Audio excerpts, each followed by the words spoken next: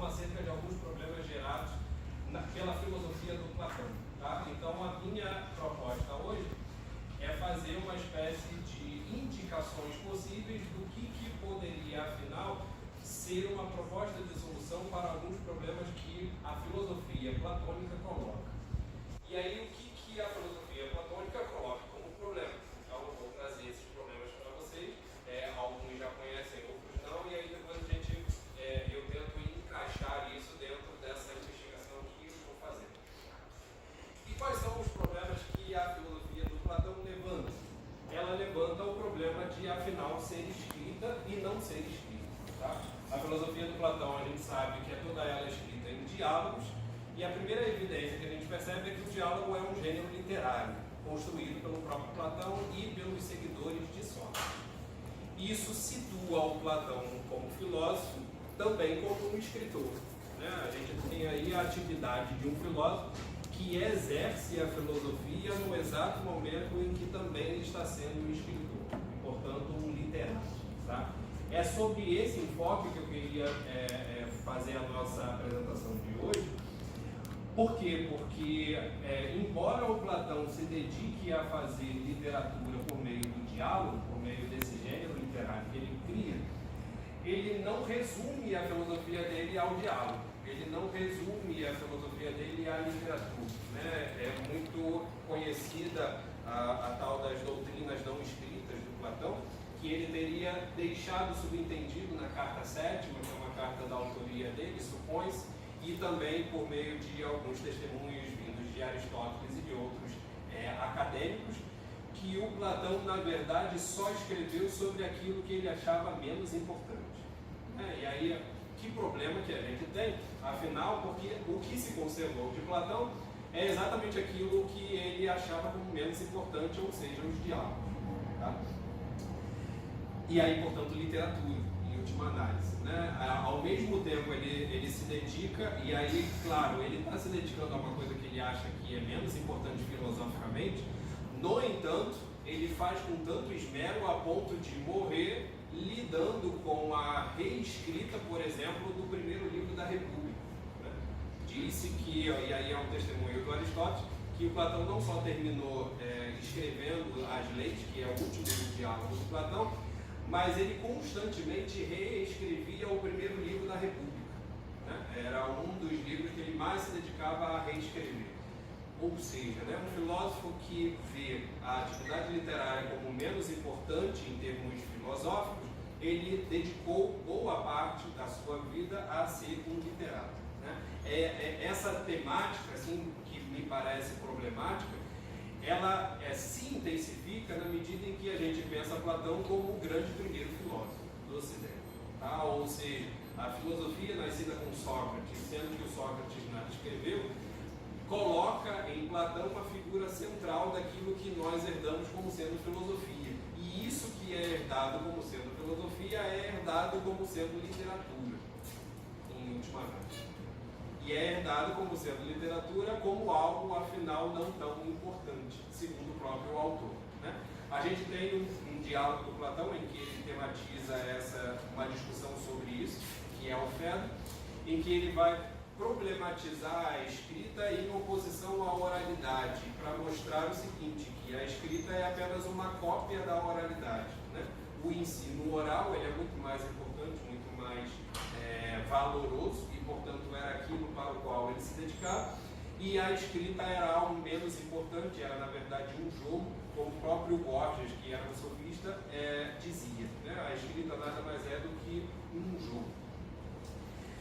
Então, com esse panorama problemático, o que eu pretendo sugerir como uma hipótese de resposta? Tá? Que a filosofia, desde a sua origem, se posiciona, portanto, literariamente. E isso significa dizer o quê? Significa dizer que a filosofia se posiciona como uma reflexão exercida sobre a análise e a criação de mitos. E aí eu estou relacionando literatura a mito. Tá? Vou fazer uma explanação melhor sobre isso daqui a pouco. O mito está no centro da atividade especificamente humana, conhecida hoje como processo simbólico. sendo o símbolo o produto final da elaboração conjunta da imaginação com o pensamento. E essa dinâmica, esse produto final, né, que é gerado, o símbolo, que é gerado pela imaginação e pelo pensamento, é o que condiciona a nossa vontade livre. Portanto, refletir sobre o símbolo é, em última análise, refletir sobre aquilo que eu estava falando, que era o nosso objeto de pesquisa, acerca do discurso como persuasão, né? Acerca do discurso como motor de condicionamento e de influência para as ações humanas. Nesse sentido, o fazer filosófico vincularia-se essencialmente com o fazer literário, tendo em vista esse processo de simbolização como condicionante da vontade humana, né? Em outras palavras, o que eu estou tentando mostrar é que a filosofia, primeiro, não é uma literatura apenas, mas ambas podem se vincular essencialmente a partir dessa atividade simbólica da mente. Mas, segundo ponto, eu vou mostrar que a filosofia pressupõe a literatura, como é óbvio. A filosofia veio depois da literatura, portanto, ela pressupõe o fazer literário. Tanto em face, então, dos mitos, né, que serão analisados pela filosofia, quanto em vista dos que ela mesma procurará elaborar, como o próprio Platão fez a criação e elaboração de vários mitos. Terceiro ponto, a vinculação essencial entre as duas atividades, a filosofia e a literatura, diz mais sobre a filosofia e a sua investigação ética do que propriamente sobre a literatura. Tá? Então, embora eu vá falar aqui algumas coisas sobre literatura, o meu enfoque vai ser mais sobre a filosofia e a postura dela em relação à literatura do que propriamente falar da literatura e da postura dela em face da filosofia. Tá? E por fim, eu quero propor que seria não só possível, mas desejável, uma leitura filosófica da literatura, como de fato é aquilo que o Platão fez. Mas o Platão também fez outra coisa que eu queria propor, que é também a postura urgente de nós retomarmos uma escrita literária da filosofia. Tá? Então essa é a minha tentativa aqui de mostrar para vocês uma espécie de reflexão a partir do caso Platão, para fazer um condensado daquilo que eu tenho investigado acerca do processo simbólico e imaginativo do símbolo. Tá? Então agora eu passo um pouco para falar sobre isso que eu estou chamando de processo simbólico. Depois eu vou falar um pouquinho sobre a natureza do mito, para, por final, fazer esse diálogo entre filosofia e literatura.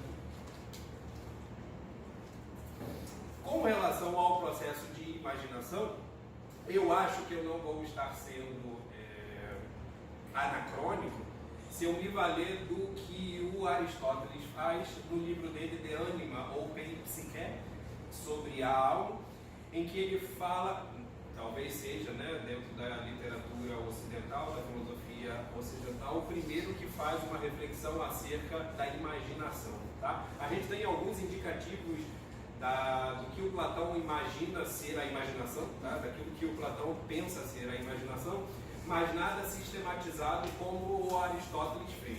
Portanto, eu vou me valer daquilo que o Aristóteles apresenta como sendo a imaginação, para poder extrair disso um diálogo com o processo simbólico, tal como a filosofia contemporânea entende, e emendar isso para a análise do Platão. Eu disse que eu não acho que seria anacrônico, embora o Aristóteles venha depois do Platão, porque o Aristóteles é, em alguma medida, platônico. Tá? Então ele está apenas aperfeiçoando determinadas concepções que o Platão ou não deixou claro, ou o próprio Aristóteles precisaria esclarecer para se posicionar contrário àquilo que o Platão apresentou. E no livro do Peripsique, sobre a alma, o que o Aristóteles mostra? Que a alma, ela é basicamente, tá? E aí eu vou falar da alma humana, não vou me ater aqui na alma das plantas e dos animais, tá? Mas já indico que ele fala da alma das plantas e dos animais, tá? As plantas também teriam alma. Eu vou me ater na parte da alma propriamente humana, em que ele divide em 3 capacidades, tá? O termo em grego é dinamis, né? São capacidades ou potências, né? Aquilo que nós somos capazes de fazer, tá? Aquilo que nós podemos fazer. E essas três dimensões são a dimensão da percepção, tá? E aí é muito ligada à questão dos 5 sentidos, ou seja, aquilo que nós percebemos no mundo, se condensam na nossa mente a partir de informações sensoriais. Tá? A percepção, portanto, seria a esfera da nossa mente que teria a responsabilidade de fazer um inventário das informações que nós absorvemos e apreendemos no mundo. Em cima disso, tá? E eu estou falando em cima, espacialmente falando mesmo, tá? Porque o Aristóteles pensa isso hierarquicamente falando. Em cima da percepção você vai ter a imaginação. E o que é a imaginação? É a capacidade que a mente tem de criar imagens a partir das coisas percebidas. Portanto, a imaginação depende da percepção, isso já fica claro. Mas mais do que isso, a imaginação ela só pode ser compreendida se ela for compreendida como um intermediário daquilo que está em cima também. Né? Por que eu estou falando isso? Porque o Aristóteles não explica exatamente o que é o processo de criar imagens, mas ele vai falar o que a imaginação não é. Percebe? Então é uma reflexão acerca daquilo que a imaginação não é, para poder dizer afinal, ou pelo menos sugerir aquilo que ela seria, tá? Mas ele não diz o que ela é. E aí, qual é o papel negativo dessa análise? Primeiro, então, é mostrar que a imaginação não é percepção, ou seja, a imagem ela é um produto mental que deriva dessas percepções que nós temos das coisas que nos vêm por meio dos 5 sentidos.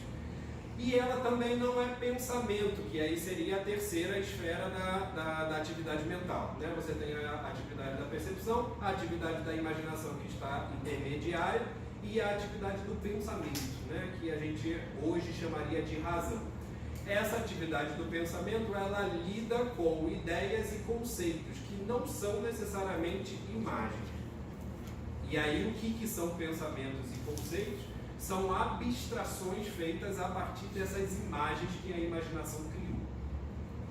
Então vejam, no processo da gente entrar em contato com as coisas do mundo e, portanto, poder pensá-las, o Aristóteles coloca isso em uma divisão por etapas, em que a gente primeiro percebe, se dá conta de que está percebendo alguma coisa. Depois a gente precisa ter consciência de que essa coisa já está na nossa cabeça por meio de uma imagem, e essa imagem é aquilo que eu utilizo para depois voltar a pensar sobre essa coisa que eu percebi. Portanto, o meu pensamento está condicionado também à possibilidade que eu tenho de criar imagens acerca das coisas. Portanto, essa escadinha, né, que eu falei, que está cada uma pressupondo as outras, aloca o pensamento como determinado tanto pelas percepções quanto pela imaginação.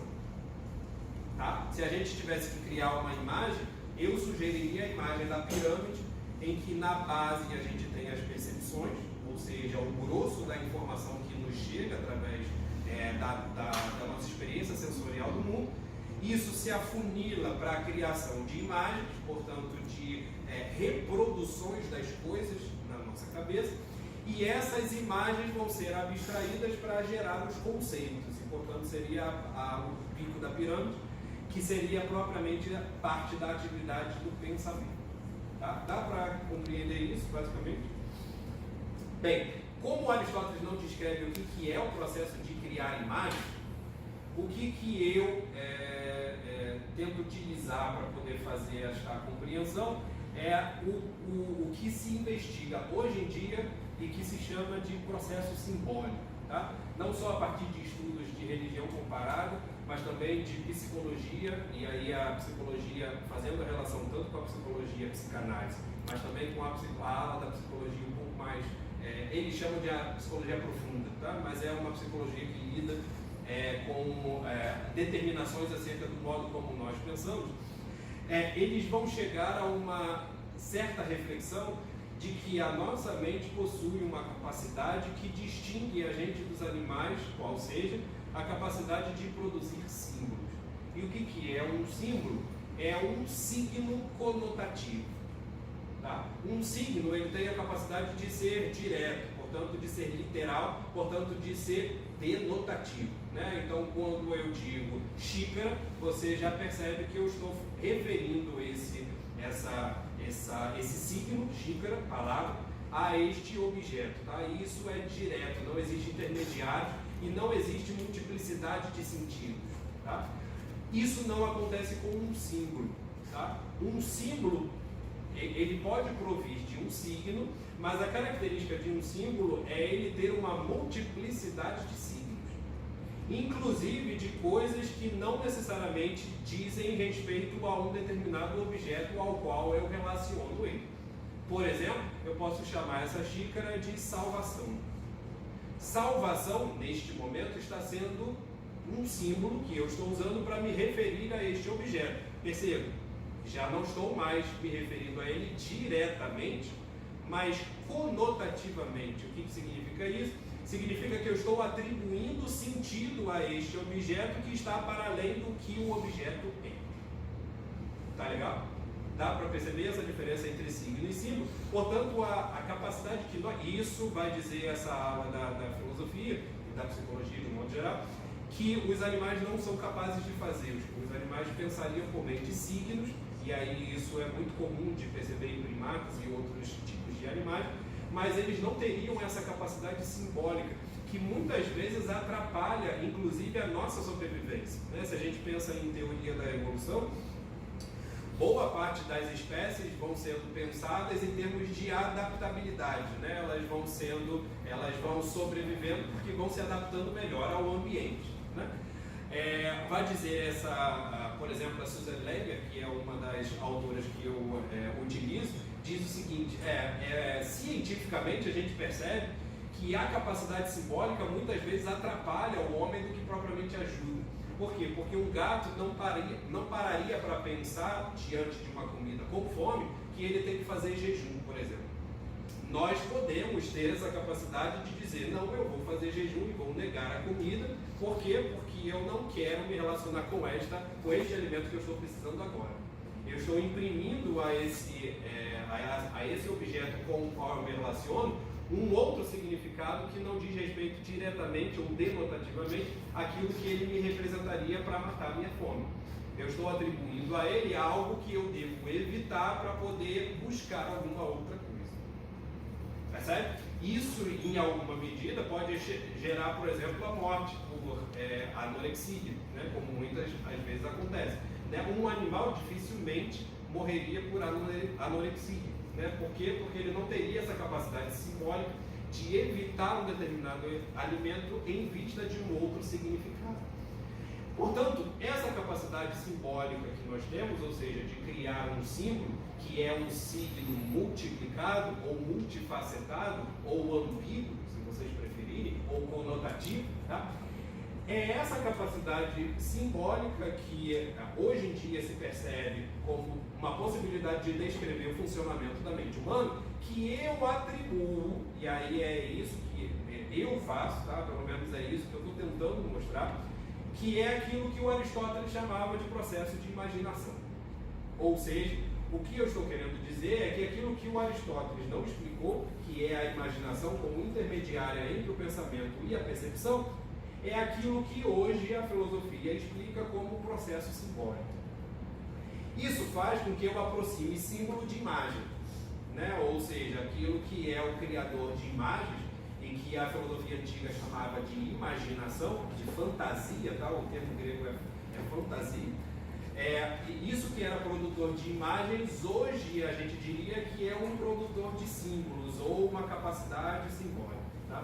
Eu não vou entrar muito em detalhes sobre as ramificações dessa capacidade simbólica, mas aqueles que estudam isso, e aí diz interesse sobretudo aos letrados que estão aqui, que a capacidade simbólica da mente está ligada, vinculada à nossa possibilidade de ter linguagem. Tá? Muito do estudo que se faz sobre a origem da linguagem vai estar relacionado com esse processo simbólico, né? Pelo qual a mente humana é capaz de criar signos não só denotativos, mas também conotativos. Tá, então, aproximando essas duas capacidades, aquilo que a filosofia hoje chama de processo simbólico e a imaginação tal como Aristóteles chamava, eu agora posso me valer daquilo que o Aristóteles indicou para aproximar o Aristóteles da filosofia de hoje. Tá? Eu estou fazendo agora o caminho inverso. E aí eu vou aproximar da seguinte forma. O Aristóteles diz que a imaginação ela é essencial para a vida humana, porque a percepção, primeiro, né, dando um pouco do aspecto da natureza dessa atividade, tanto a percepção quanto o pensamento, eles parecem ter uma característica de verdade inerente a eles. Ou seja, no momento em que eu percebo algo, essa percepção ela é sempre verdadeira. Eu estou percebendo alguma coisa. No momento em que eu intelijo algo, vai dizer o Aristóteles, essa coisa também sempre é verdadeira. Ela não pode ser falsa. Ela só é falsa no momento em que ela entra no âmbito da opinião. E no âmbito da opinião, eu estou no âmbito das imagens. Eu estou no âmbito do processo que a gente chamaria hoje de processo simbólico. Tá? Portanto, vai dizer o Aristóteles, a imaginação ela é problemática não só porque ela é ambígua, mas exatamente por ela ser ambígua, ela é o terreno onde se encontram as falsidades e as verdades. Mas é também o terreno onde se encontram as coisas desejáveis e evitáveis. Vai dizer o Aristóteles, a percepção me mostra essa xícara, mas a percepção não consegue me mostrar que eu devo evitar essa xícara ou desejar essa xícara. Quem me mostra que eu devo desejar ou evitar essa xícara, e talvez o que ela tenha dentro, vai ser a imaginação. Percebe? Então, está na imaginação a capacidade também de pensar naquilo que move a vontade humana. Vai dizer o Aristóteles, nem a percepção simples de um objeto e nem o pensamento abstrativo são capazes de mover a vontade humana. Nem uma equação matemática e nem a percepção simples de um determinado objeto são capazes de mover o nosso desejo ou a nossa repulsa. Quem faz isso na nossa mente é a imaginação. Portanto, a imaginação ela não é só o intermediário, né, entre duas esferas, né, a de baixo e a de cima, mas ela é aquilo que permite a interconexão delas, de tal modo que a gente pode relacionar aqui, né, eu se eu estivesse explicando o quadro, eu já estaria desenhando tudo isso, né, vocês sabem. Mas ó, tem pensamento em cima, imaginação intermediário e a percepção embaixo, né? Eu posso agora relacionar a imaginação com a vontade. Não é nem o pensamento e nem a percepção que movem a vontade. Eu só posso escolher alguma coisa quando ela me aparece como desejável ou repulsivo. E quem faz isso é a imaginação ou o processo simbólico. Percebe a importância do que significa isso para não só a filosofia aristotélica, mas também para a filosofia hoje, né? Por isso que eu digo que eu estou trazendo Aristóteles para a filosofia atual, porque não necessariamente se faz uma reflexão ética sobre o símbolo, né? Mas a minha proposta é fazer exatamente uma reflexão ética sobre essa capacidade simbólica, no sentido de mostrar que a gente só se movimenta para agir, né? E aí, se você pensa no desejo, o desejo é uma ação que você sofre primeiro, né? Você deseja algo que você percebeu como desejável, né? Existe algo desejável primeiro que depois faz com que você busque desejável, né? Percebe que tem uma coisa que você sofre primeiro para depois agir. É essa coisa que você sofre que o Aristóteles está chamando de imaginação. É essa coisa que você sofre que a filosofia contemporânea chama de símbolo. É essa coisa que você sofre que eu poderia dizer que é o discurso. Isso faz com que o poder do discurso ele tenha a capacidade de mover as suas ações na medida em que ele brinca, olha os termos que eu vou começar a usar para poder falar lá do jogo do Platão, tá? No momento em que ele brinca com as imagens e com os símbolos que você já possui, mostrando para você aquilo que é desejável ou aquilo que é repulsivo. Como é que a gente insere o mito aí nessa jogada? Tá? Então a gente falou um pouquinho do mito, da imaginação, vou falar agora um pouquinho do mito, para fazer a relação entre filosofia e literatura. O mito dentro dessa ala de investigação simbólica e de religião comparada, de um modo geral, vai tentar entendê-lo muito mais como uma vivência do que propriamente uma história, tá? É muito comum hoje a gente colocar no âmbito do mito aquilo que é falso, né? E aí de cara você ouve, por exemplo, muito em televisão dizer é fato ou mito, né? É ciência ou é apenas ficção, né? E aí mito está relacionado sempre a uma coisa que não deve ser acreditada. Isso é completamente diferente daquilo que significa mito, né? Mito é aquilo que move as tuas crenças para que você possa agir de uma determinada maneira. Isso quer dizer que a gente sempre tem alguma concepção mitológica, ou mítica, poderíamos dizer, tá? Ou simbólica, de um modo mais contemporâneo, tá? Essa concepção de mito mostra que não só a coletividade, mas também os seres individualmente, os homens individualmente, ao pautarem-se nessa mitologia, ao vivenciarem essa mitologia, fazem com que o mito se torne verdade. Portanto, aquilo que é verdade no mito não é necessariamente aquilo que ele diz, mas aquilo que ele faz com que a gente viva. Tá? E é nessa verdade que o que é interessante aqui para essa análise, porque é isso que vai dar a verdade da literatura depois. Tá? A minha proposta é fazer uma caracterização da literatura como criadora de mitos. Tá? Isso não é unânime, tá? Eu sei que o pessoal que estuda teoria literária sabe que literatura é muito complexo de você definir o que é. Né? Não existe uma unanimidade acerca de como você poderia dizer o que é literário ou não, o que entra no quesito de ser considerado literatura ou não. Tá? Eu tomo, então, para a minha análise, uma possibilidade de definir literatura como o processo de criação de mitos. E isso que eu estou chamando de mito, portanto, eu até fiz algumas possibilidades de definições aqui, tá? O que eu estou chamando de mito é uma narrativa simbólica arquetípica de vivências humanas. Tá? Perceba que eu não estou falando necessariamente de mitologia, estou falando de mito, tá? Porque mitologia seria um discurso sobre os mitos, né, que vem posteriormente.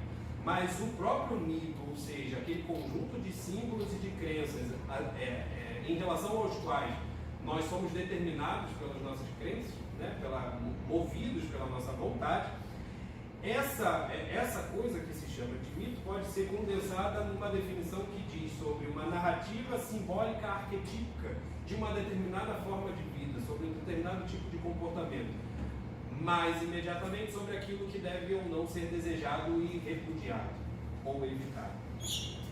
Isso faz com que a literatura, portanto, como criadora de mitos, portanto, como criadora de símbolos, sirva para a filosofia, primeiro, e aí eu vou já fazendo essa relação entre literatura e filosofia, primeiro como caldo no qual a gente tem que encontrar os vestígios daquilo que nos levam a fazer uma análise ética.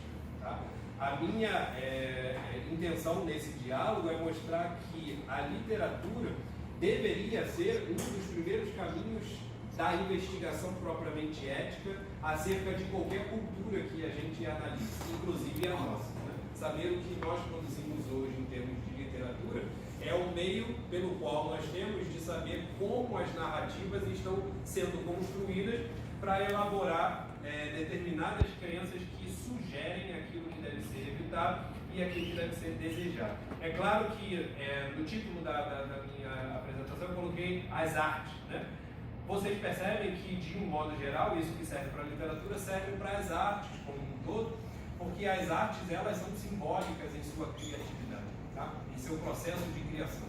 Elas são executadas exatamente a partir desse processo de imaginação, esse processo de criação. Portanto, é possível você criar um símbolo como a Mona Lisa, é possível você criar um símbolo como a escultura do Davi, é possível você criar um símbolo como um filme, né? Todas essas artes elas têm a possibilidade de criar símbolos, e esses símbolos é que fazem aquilo que aqueles que estão experimentando, eles estão passando pela experiência estética, vão entender como uma indicação do que deve ser desejado ou repudiado. E aí, eu encaixo isso com a filosofia no seguinte sentido: se o Platão, né, o Platão então tem duas posturas com relação a esse fazer literário, imagético, criativo, em termos de elaboração simbólica, né? A primeira postura, que é a mais conhecida, é a de repúdio, né? Bem conhecido o texto da República, em que ele vai condenar os poetas e retirar os poetas da cidade, porque eles são apenas criadores de cópias, né? Eles são apenas criadores de imitações, eles são apenas criadores de algo que não é verdadeiro, tá? Colocando entre aspas, porque a gente já viu o que significa verdade mítica, né? Por outro lado, você tem o Fedro, que vai fazer não só uma crítica da escrita, no sentido de contrapor a oralidade, mas também vai determinar o que significa, afinal, fazer escrita, ou seja, fazer literatura. Então, a gente, quando tem essas duas obras, a gente pensa assim: não, Platão ele é realmente crítico à poesia, à literatura de um modo geral. Isso contrasta, né, e aí vários estudiosos até hoje, e ainda boa parte dos estudos de hoje, eles estão se dedicando à forma platônica, né, à forma do diálogo, né, a boa parte dos congressos sobre Platão estão sendo dedicados a investigar acerca disso, que foi o diálogo, né, o gênero literário, o diálogo, e o que isso significa, por que Platão criou o diálogo, né, por que Platão escreveu o diálogo. A ideia dessas investigações é tentar responder exatamente a essa inquietação. Afinal, alguém que condena tanto a literatura, por que se dedicou a ser um escritor, né? Com esse arcabouço que eu mostrei para vocês, a gente pode sugerir como resposta que o Platão valeu-se da literatura porque este era o meio que ele tinha de fazer filosofia depois da morte. Ou seja, por meio da literatura, ele poderia, e aí tem uma expressão que ficou conhecida com a Marilena Chauí, né, convidar os demais, a gente chamaria de leigos, à filosofia. E era essa a função, por exemplo, com a qual Aristóteles escreveu Diálogos, né? O Aristóteles também escreveu Diálogos, embora a gente não saiba, mas o que ficou conservado dele são os textos de aula, daquilo que ele ensinava no liceu.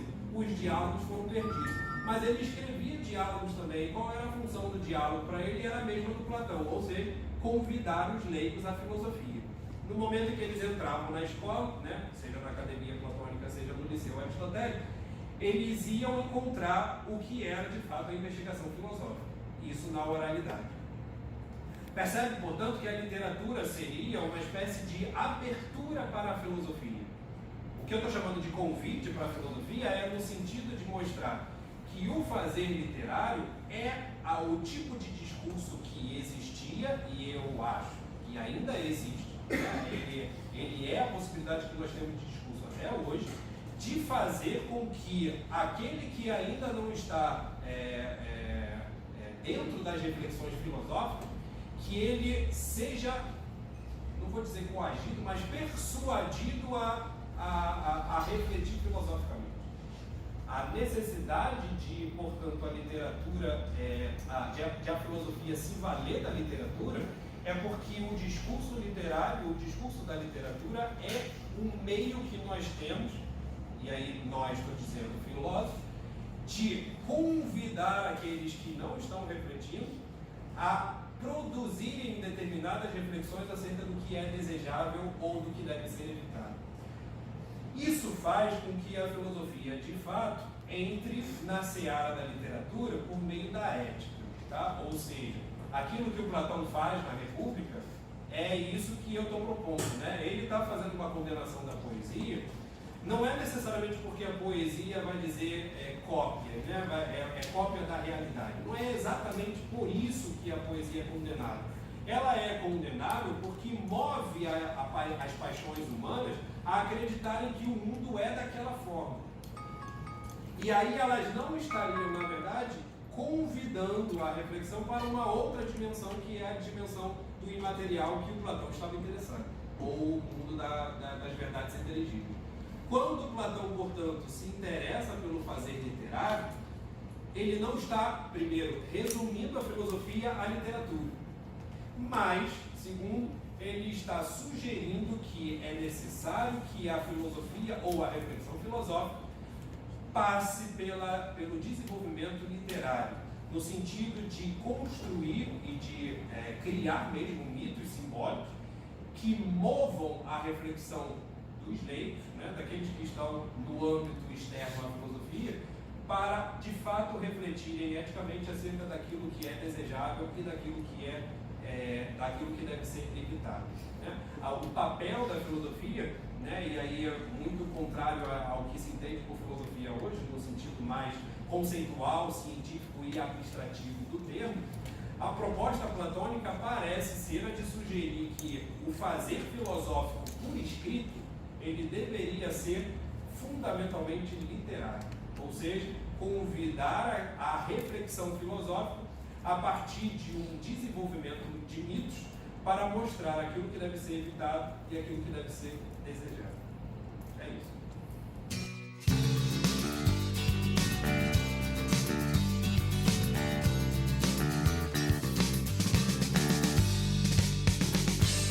Dreaded sunny day, so I meet you at the